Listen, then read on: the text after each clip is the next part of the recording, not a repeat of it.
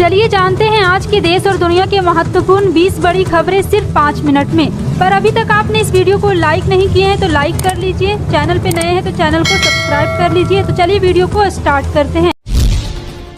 MP में BJP को झटका, बीजेवाईएम मंडल निवास की कार्यकारिणी ने दिया सामूहिक इस्तीफा, पत्र सोशल मीडिया पर वायरल, कांग्रेस ने ली चुटकी। पूरी जानकारी आपको विस्तार से देंगे, वीडियो को अंत तक जरूर देखें। बता दें कि मध्य प्रदेश में भारतीय जनता पार्टी को बड़ा झटका लगा है। दरअसल निवास मंडल के भाजपा युवा मोर्चा के सभी पदाधिकारी सामूहिक इस्तीफा के एक पत्र सोशल मीडिया में जमकर वायरल हो रहा।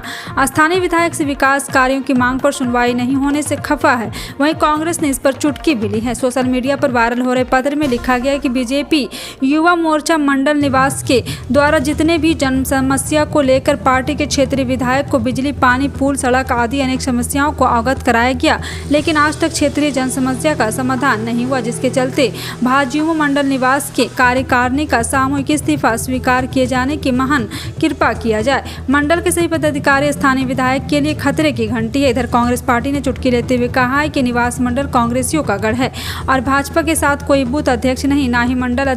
बता दें कि कुंवर श्री टेकाम धौनी विधानसभा के विधायक है। धौनी विधानसभा क्षेत्र सीधी जिले के अंतर्गत आता है। यह सीधी लोकसभा निर्वाचन क्षेत्र का खंड है। केंद्रीय गृह मंत्री अमित शाह सोमवार को नॉर्थ ब्लॉक में बंगाल के राज्यपाल सीवी आनंद बोस से मुलाकात करेंगे। मालूम हो कि बंगाल में पंचायत चुनाव के दौरान खूब हिंसा हुई है। इस हिंसा में दर्जनों लोगों की मौत हुई, कई जगह बूथ लूटे गए। इस वजह से बंगाल में सोमवार को सैकड़ों पर बूथों पर दोबारा चुनाव चल रहा। बंगाल में पंचायत चुनाव के लिए 8 जुलाई को वोटिंग हुई थी, जिस दौरान हिंसा में कई लोग मारे गए। महाराष्ट्र में सियासी उठापटक में आयाराम और गयाराम का सिलसिला थमने का नाम नहीं ले रहा। एनसीपी ने दोनों गुटों के बीच सहमत का खेल जारी है। दोनों ही खेमा अपने ही असली राष्ट्रवादी कांग्रेस साबित करने में जुटे हुए हैं। इस बीच एक बार फिर शरद पवार खेमे को झटका लगा है। दरअसल शरद गुट के एक और विधायक ने अजित गुट को ज्वाइन कर लिया है। शरद खेमे में आने वाले विधायक मकरंद पाटिल ने एक बार फिर अजित पवार गुट से हाथ मिला लिया। वो सतारा जिले के वाई विधानसभा क्षेत्र से विधायक और पहले शरद पवार के साथ थे। एनसीपी के इस पूरे घटना क्रम के पहले दिन सीनियर पवार ने कराड़ में अपने राजनीतिक गुरु यशवंतराव चौहान की श्रद्धांजलि तो दी। पाटिल ने उसके साथ थे। उन्होंने शरद पवार की कार में ही यात्रा की थी, लेकिन 5 दिन के अंदर ही उन्होंने अपना पाला बदल लिया है।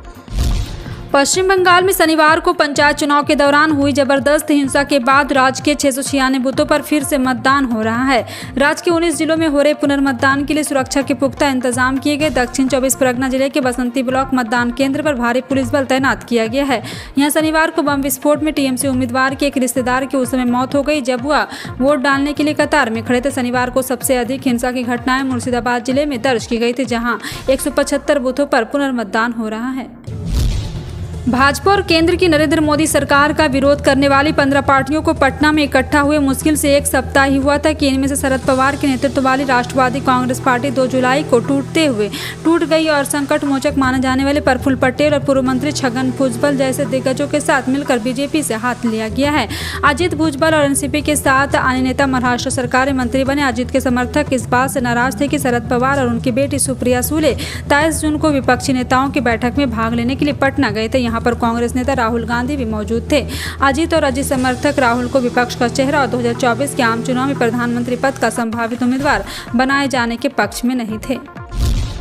राजस्थान विधानसभा चुनाव की तैयारी शुरू हो चुकी है। कांग्रेस पूरी कोशिश में है कि इस चुनाव से पहले पार्टी के 2 बड़े नेता सीएम अशोक गहलोत, सचिन पायलट के बीच की रार को सुलझा दिया जाए। लेकिन आपको बता दें कि सचिन पायलट और यहां इसके बीच रार को सुलझा दिया जाए, लेकिन गुटबाजी या आपसी मतभेद का असर न पड़े। यही कारण है कि कांग्रेस ने 6 जुलाई को एक पार्टी बैठक बुलाई थी। इस बैठक में राहुल गांधी और अध्यक्ष मल्लिकार्जुन खड़गे सहित राजस्थान के कई बड़े नेता और उपस्थित हुए थे। बैठक खत्म होने के बाद सचिन पायलट ने राजस्थान में एकजुटता के साथ चुनाव मैदान में जाने के संकेत दिए। बैठक में क्या हुआ इस पर तो सचिन पायलट ज्यादा कुछ नहीं कहा, लेकिन उनके चेहरे की मुस्कान बता रही थी कि बैठक के नतीजे उनके लिए उत्साहजनक रहा है। पूरे पंजाब में लगातार 2 दिनों से भारी मूसलाधार बारिश के कारण सभी सरकारी और निजी स्कूल को बंद रखने का आदेश दिया गया। मुख्यमंत्री भगवंत मान ने राज्य में लगातार हो रही बारिश के कारण सुरक्षा को ध्यान में रखते हुए तत्काल प्रभाव के राज्य के सभी सरकारी सहायता प्राप्त, मान्यता प्राप्त और निजी स्कूलों में 13 जुलाई तक छुट्टियां करने का निर्देश दिया है। पंजाब और हरियाणा के कई हिस्सों में रविवार को भारी बारिश के कारण निचले इलाकों में जल जमाव की हालात पैदा हो गए हैं। लोकसभा चुनाव 2024 की तैयारी में सभी दल जुट गए हैं और बीजेपी का फोकस यूपी के उन सीटों पर है जो 2019 के लोकसभा चुनाव में हार गई थी। 2019 के लोकसभा चुनाव में बीजेपी 78 सीटों पर लड़ी थी, जिसमें 62 सीटों पर जीत मिली थी। इसके अलावा सहयोगी पार्टी अपना दल सोनेवाल ने भी 2 सीटें जीती थी। 2019 में बीजेपी को 16 सीटों पर हार मिला, जिनमें 10 सीटों पर बसपा, 5 सीटों पर सपा और रायबरेली की एकमात्र सीट कांग्रेस ने जीती थी। लोकसभा चुनाव अभियान की शुरुआत करने जा रहा है और श्रावस्ती में बीजेपी को पिछले लोकसभा चुनाव में हार मिली थी। उत्तर प्रदेश के कई जिलों में बाढ़ ने तबाही मचा रखी। बाढ़ के कारण प्रदेश में कई लोगों का जीवन अस्त व्यस्त हो चुका है। घर से लेकर बाहर तक लोग बाढ़ के पानी से परेशान हो गए हैं। ऐसे ही देखने को मिला है यूपी के मुरादाबाद जिले में, जहां बाढ़ के पानी से रेलवे ट्रैक पर भी तबाही मचाई हुई है, जिस कारणवश आने वाले यात्रियों को भारी दिक्कतों का सामना करना पड़ रहा। भारी बारिश के कारण रेलवे ट्रैक का आने से रेल यातायात प्रभावित हुआ। रेलवे ने मुरादाबाद मंडल से गुजरने वाले 18 गाड़ियों को रद्द कर दिया है। फिलहाल आपका इन सभी खबरों पर क्या कहना है, कमेंट सेक्शन में टाइप करके जरूर बताएं। इसी तरह की पल पल की अपडेट जानने के लिए जुड़े हैं आप अपने NTS न्यूज चैनल से। मिलते हैं अगली बड़ी खबर में, तब तक के लिए जय हिंद।